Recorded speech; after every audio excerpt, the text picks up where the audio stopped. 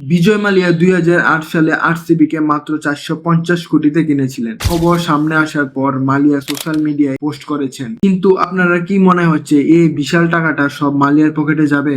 উত্তর হলো না।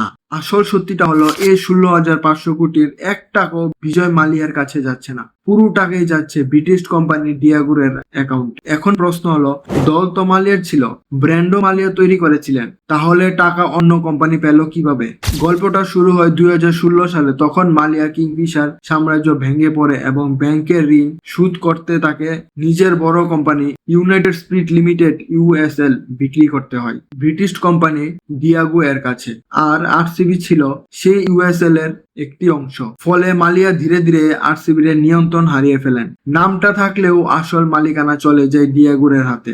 আর আজকে যখন আরসিবি বিক্রি হয়ে বিশাল লাভ হয়, তখন সেই লাভে টাকা মালিয়ার নয়, সরাসরি ডিয়াগুরের ঘরেই যাচ্ছে। আর ব্যবসার জগতে শুধু ভালো এক্সিট নয়, সঠিক সময়ে এন্ট্রি নেওয়া খুবই গুরুত্বপূর্ণ।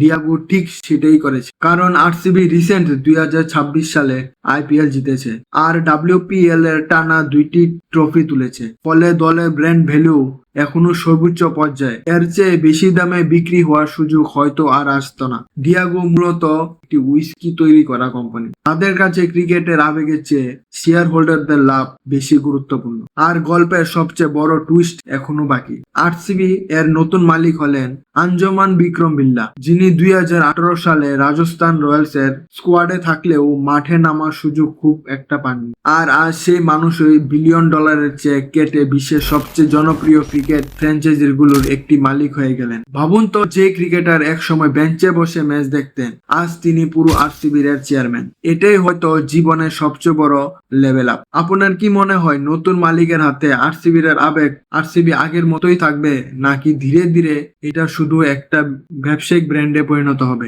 কমেন্ট করে আপনার মতামত অবশ্যই জানাবেন।